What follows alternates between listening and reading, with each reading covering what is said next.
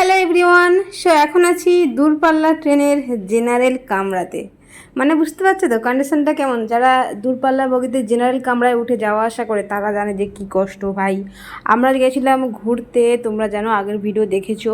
So সেখান থেকে ফেরার পথে আমরা কোনো স্লিপার বুক করতে পারিনি, কারণ ইনস্ট্যান্ট প্ল্যান হয়েছে। সো আমাদের জেনারেল বগিতেই আসতে হয়েছে। ওখান থেকে কোথায় বলো তো ওখান থেকে আমরা এসেছি শান্তিনিকেতন, বোলপুরের শান্তিনিকেতন চলে এসেছি। সো বৈশাখ মাস রবীন্দ্রনাথের জন্ম মাস, আর এই মাসে চলে আসলাম শান্তিনিকেতনে ঘুরঘুরি করতে। সো স্টেশন থেকে নেমে আমরা অটো নিয়েছিলাম একটা, এটা কথা বলে পুরো বুক করে নিয়েছিলাম এখান থেকে আমাদের রুম পর্যন্ত নিয়ে যাওয়ার জন্য। আর ওরাই আমাদের একটা ভালো হোটেল খুঁজেও দিয়েছিল। তো সেটা বেশ পছন্দেরও ছিল আমাদের, বেশ নিরালা শান্ত একটা পরিবেশের মধ্যে। এখন দেখার যে আমাদের রুমটা কেমন। ওয়াও, দারুণ রুম দিয়েছে, দারুণ, খুব সুন্দর। রুম চার্জ কত নিয়েছিল অবশ্যই বলবো, তোমাদের যদি ইন্টারেস্ট থাকে আমাকে কমেন্ট করে জানিও, আমি তোমাদের বলে দেবো। বাট রুমটা খুব সুন্দর ছিল, এটা মানতেই হবে, যেহেতু আমরা পুরো ফ্যামিলি থাকবো সেটা একটু বড় রুম নিয়েছি। আর দেখো এটা না সবে তৈরি হয়েছে, গেস্ট হাউস বা হোটেল যাই বলো। সো যার জন্য একটু চার্জ কম ছিল, আর একদম সব কিছু নতুন ছিল, পরিষ্কার পরিচ্ছন্ন, খুব পছন্দের। আর এটাই ছিল আমাদের সামনের ব্যালকনি, ঠান্ডা বাতাস আসছিলো। আর এখন যা গরমকাল, তো রুমটাতে এসি ছিল না, তবে বাইরে থেকে বেশ ভালো ঠান্ডা বাতাস ছিল। সো এটা হলো আমাদের শান্তিনিকেতনে স্টে করার একটা জায়গা পেয়ে গেছি। এখন আমাদের এখান থেকে রেডি হয়ে বেরোতে হবে ঘোরার উদ্দেশ্যে। আর দেখো এখন বাজে প্রায়, মানে এখন দুপুর হয়ে গেছে। সো ভাত তো খাওয়া দাওয়া করবো, তার আগে আমরা কিছু হালকা টিফিন করে নিয়েছিলাম। রুমে এসে ফ্রেশ না হতে হতে দেখলাম বাবা আর ভাই মিলে বাজারে গেছিলো, কাছাকাছি একটা মার্কেটে তরমুজ নিয়ে চলে এসেছে। তরমুজ খাওয়ালাম সবাই মিলে একটু একটু করে। এদিকে দেখো, সেই যে বাড়ি থেকে আসার সময় কাঁচা ছোলা ভিজিয়ে নিয়ে এসেছিলাম, আর শিয়ালদা থেকে শশা কেনা হয়েছিল। সেই কাঁচা ছোলা, শশা, লেবু, লবণ দিয়ে আর কাঁচা লঙ্কা দিয়ে একটা চানা মশলা মাখানো হবে। সবাই এটা মুড়ি দিয়ে খাবো, যার যেমন করে ইচ্ছা তেমন করে খাবে। যাই হোক, এটা খাওয়া দাওয়া সেরেই কিন্তু আমরা বেরোবো। আর মোটামুটি খাওয়া দাওয়া করে, আমার এখনও খাওয়া দাওয়া হয়নি, সবাই একটু করে খেয়েছি। সো এখন রেডি হচ্ছি। বাইরে প্রচণ্ড রোদ, সানস্ক্রিন মানে টিকবে কি টিকবে না জানি না, তবুও অ্যাপ্লাই করছি। আর চলো এখন বেরোবো। আমাদের জন্য এখানে অটো এসে দাঁড়িয়েছিল, তো বেরোলাম। আমি আমার ভাগের খাবারটা টিফিন বক্সে করে নিয়েই বেরিয়েছি, মানে আমার খাওয়ার সময় হয়নি ঘরের রুমের মধ্যে। যাই হোক, তাড়াতাড়ি করে আমরা সবাই বেরিয়ে পড়লাম। আর এটা দারুণ ছিল, দারুণ টেস্টি হয়েছিল। মানে ছলা, লেবু, কাঁচা লঙ্কা তো এমনিতেই অসাধারণ লাগে। সো আমরা সবাই বেরিয়ে, প্রথমেই আমাদেরকে নিয়ে এসেছিলো কোথায় জানো এটা। এখন চলে এসেছি আমরা পলাশবন। আর এটা হলো কাজু গাছ। তো এখন না কাজু গাছে কুড়ি এসছে জাস্ট, এখনও ফুল, মানে ফুল বা ফল যাই বলে, তো এখনও আসেনি। দেখা যাক ভেতরটা কেমন আছে। আর এই হল ব্যাকগ্রাউন্ড।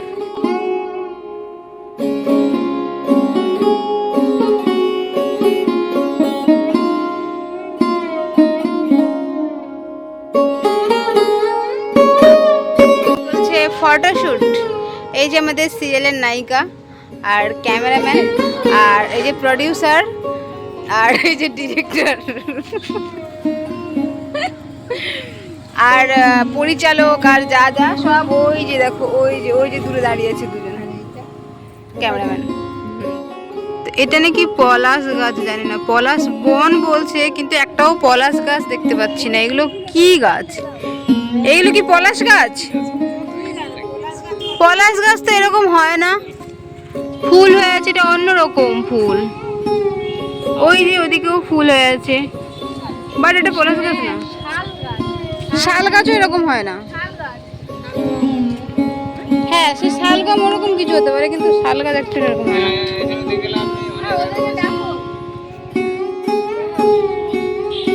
সমাধি কি সাপের বাসা?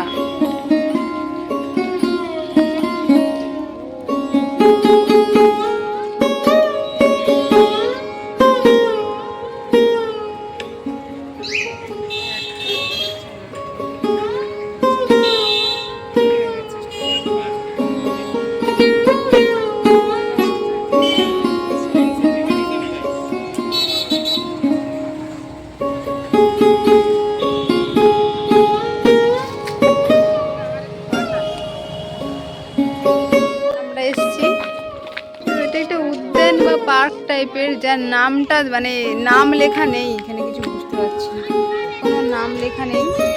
আর বড় একটা গৌতম বুদ্ধ স্ট্যাচু আছে।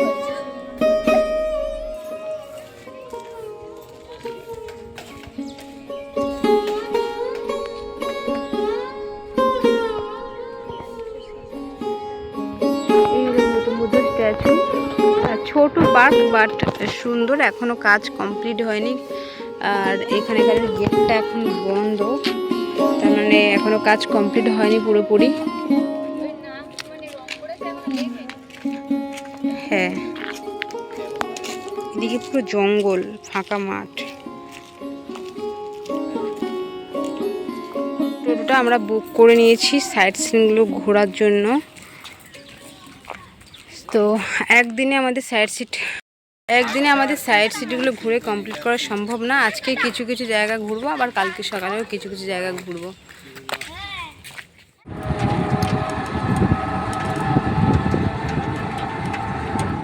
এখন আমরা এসেছি সোনাঝুরির হাট।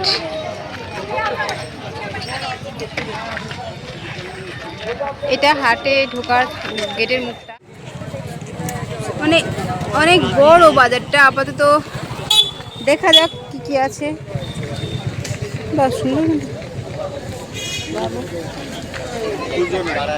অন্যরকম যেগুলো মানে এরকম জিনিস আছে যেগুলো নর্মাল আমরা বাজারে পাই না, যেগুলো এখানে পাওয়া যাবে।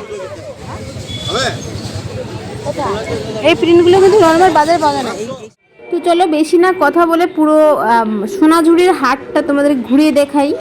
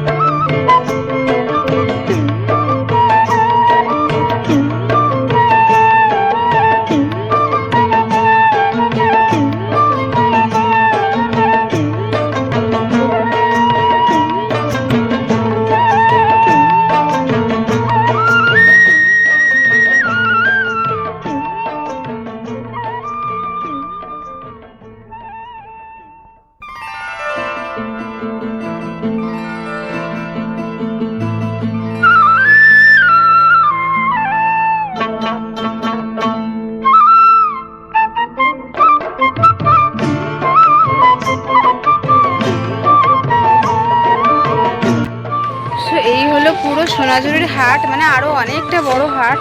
সব দোকান দেখানোর, সবটা ঘুরে দেখালে ভিডিও অনেক অনেক বড় হয়ে যাবে।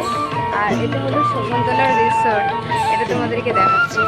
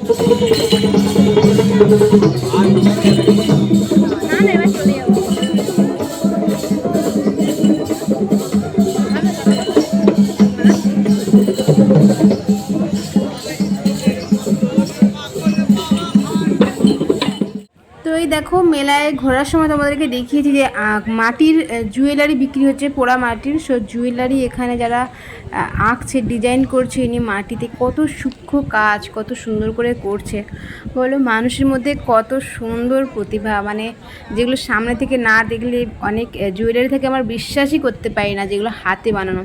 হ্যাঁ গো, সামনে থেকে দেখলে সত্যিই বোঝা যাবে, বিশ্বাস হবে যে হ্যাঁ এগুলো হাতেই বানানো। খুব সুন্দর ডিজাইন করছিল উনি। তো ঘোরাফেরা প্রায় শেষের দিকে, এখন আমার খিদে পেয়ে গেছে। চলো, মাকে বললাম যে কিছু খাবো, আর এখানে নাকি দইটা ভালো পাওয়া যায়। সো আমরা দই খাবো বলে বললাম, তো উনি বললো যে ওনার কাছে রাবড়িও আছে। তো এখন দই না খেয়ে রাবড়ি ট্রাই করবো, এখানকার রাবড়ি কেমন টেস্টি খেতে। তো এইটুকু একটা ছোটো রাবড়ির খুঁড়ি নিয়ে নিয়েছিলো 40 টাকা। যাই হোক, মোটামুটি টেস্ট ছিল। ঘোরাঘুরি করেছি প্রায় 3-4 ঘন্টা, এখানে ঘোরাঘুরি করে যাচ্ছি, তবু ঘোরা শেষ হচ্ছে না, মানে এত বড় হাটটা।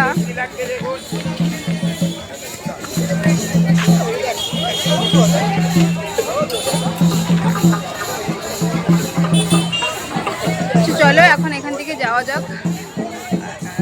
সন্ধে হয়েই এসছে, আর এখানে কিন্তু কোনো লাইটের ব্যবস্থা নেই, মানে সন্ধে হলে সবাই দোকান গুছিয়ে বাড়ি চলে যাবে, যা বেচা কেনা সারাদিন। বাট ভালো লাগলো, একদম খোলামেলা আকাশের নিচে এরকম একটা বাজার। তোমাদের কেমন লাগলো অবশ্যই কিন্তু আমাকে কমেন্ট করে জানিও যে তোমাদের কেমন লেগেছে আজকের পুরো ভিডিওটা। সো এখন আমরা রুমের দিকে রওনা দেব, হয়তো আবার কোথাও সাইট সিন দেখতে যেতে পারি, তো গেলে অবশ্যই তোমাদেরকে দেখাচ্ছি। চলো টাটা। ফেরার পথে আমরা টোটোওয়ালার কাছ থেকে জানতে পারলাম এখানে নাকি খুব জাগ্রত একটা মন্দির আছে, কঙ্কালীতলা মায়ের মন্দির। তো এটা আমি আগেও শুনেছিলাম, বাট এটা যে এত কাছে সেটা জানতাম না। যাই হোক, আমাদের সেই ভাগ্যটা হলো, আমরা সেই মন্দির দর্শন করতে আসলাম। আর এখানে দেখো পুরো গঙ্গা আরতি যেমন হয় বাবুঘাটে কলকাতায় কিংবা বেনারসে যেটা হয়, আমি তোমাদেরকে শেয়ার করেছিলাম আগে ওই ভিডিও, খুব সুন্দর ভিউ ছিল। বাট আর এখানেও দেখো খুব সুন্দরভাবে গঙ্গা আরতি চলছে আর প্রচুর মানুষের ঢল নেমেছে, খুবই ভালো লাগছে এই সন্ধ্যেবেলার সৌন্দর্যটা দেখতে। আর দেখো আমি যখন ভিডিও এডিট করছি, আর জানো তো ভোটের সময় এখন সাইড থেকে প্রচুর প্রচুর আওয়াজ আসবে, কিছু করার নেই, সো তোমরা একটু অ্যাডজাস্ট করে নিও।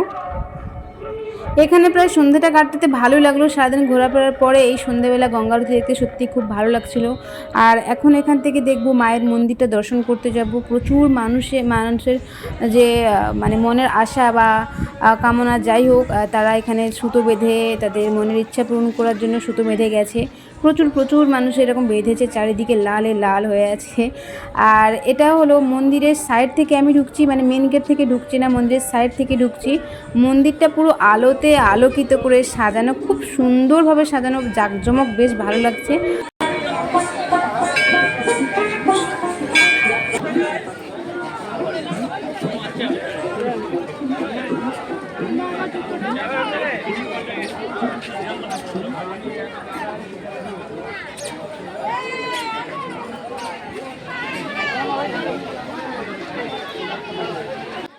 দেখো যদিও অন্য কোনো মন্দিরে ক্যামেরা করতে পারিনি, মানে মন্দিরের ভেতরে ঠাকুরটাকে আমি আমার ফোনে ভিডিও করে তোমাদের কাছে শেয়ার করতে পারিনি, বাট এখানেকার মন্দির খুব জাগ্রত শুনেছি।